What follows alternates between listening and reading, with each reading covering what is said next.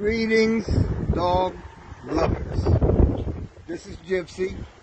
Recently, I have been made aware of some chatter, chirping on the internet about defensive training.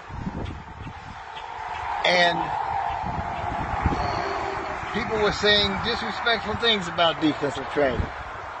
And it seems that my slogan or my coat of arms, all defense all the time, bothered some people. And so I think, I won't name any names. These people know who they are. I think they thought that they were going to be able to debunk all defense all the time. And I'm sorry, you can't debunk it. It is true. I only have trained defense all the time. Let's just go to obedience. So how could obedience be all defense all the time? Well, first of all, why do we train obedience? It is to protect ourselves from a knucklehead dog. We all know that a stupid dog can cause a lot of injury, especially if you're teaching it to attack. So obedience is a defensive exercise in order to have a dog that is controllable and also who knows who his master is. And I want to bring this point up about, so that's why all the time, even in your defense, it's important for a dog to know who the master is. And so, when we get to personal protection. Now let me go back a little bit. The PPDA, Personal Protection Dog Association, is the original Personal Protection Dog Association. Some people have borrowed part of our name and call themselves the APPDA. I don't know if they do that so they can get an alphabetical order on the internet or whatever, but it seems to me what I see from these people is that their name, their letters should be more to the American Attack Dog Association, because what they do is not personal protection. It is not defense. They generate bites and attacks on people who are asleep in chairs, people who are standing with their arms in the air, surrendering, people who are trying to walk away. That's what motivates their animals. And back to master. Once you do all this prey work and make the bite, first the equipment, but then the bite, the most important thing in the world to a dog, when you can't call him out without going up to him, without threatening him, without choking him out, without burning him with a collar, then you're not his master. The bite is his master. The good book says that every beast will hear its master's voice. And if the beast you make can't hear your voice when you say no, come out of there, then you ain't its master. And you've wrecked that dog. And you're wrecking people who pay you to train their dogs because you're telling them that you do personal protection, and it's not true. You do show and sport. Now let me tell you something about a show. The only show that is important, that you must win, is the showdown.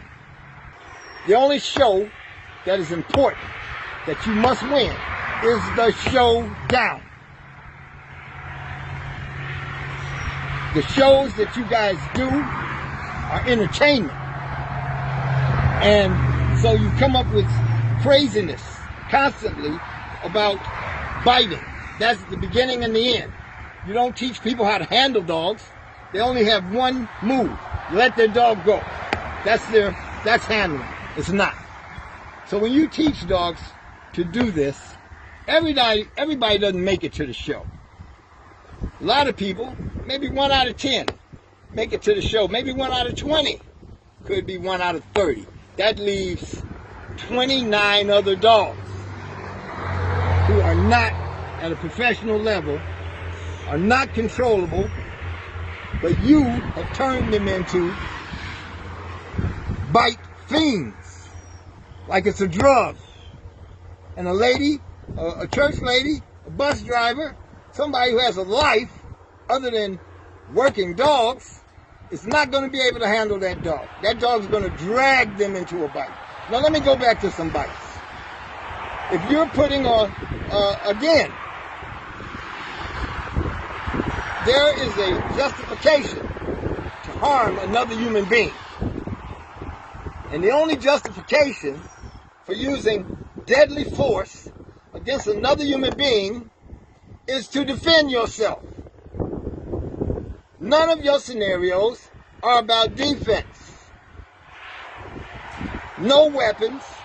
Weapons and flesh work is about defense. This 6-foot line that we have here, that's called my personal space. And you have a right, a legal right, to your personal space.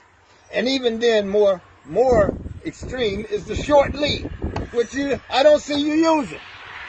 That's your real personal space. That's the kill zone. And it's got to be hot up in there. And defense is what gets that heat. Let me slow down for a second here. I'm getting excited. So when you think you're going to debunk something, train some dogs. If you've only been training for 10 years, then you need to have trained 100 dogs in 10 years and maybe been in front of 500. And at least watched 1,000 over that 10-year span before you can try to debunk reality. Now, you young men are going to end people up in front of Judge Judy, because there's justification. There are lawyers on television every day.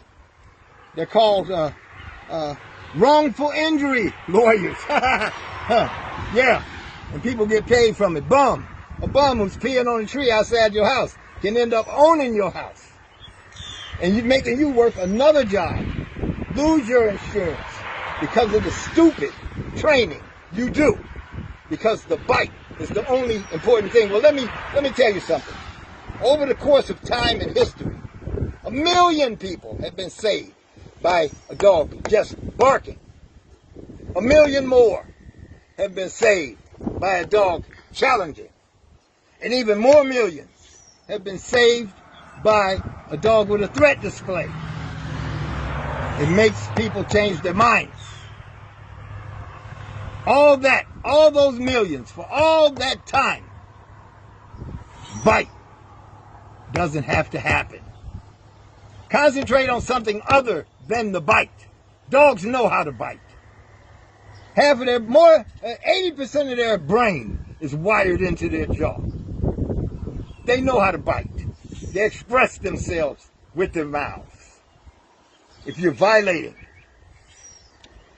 they'll use their mouth to repel you.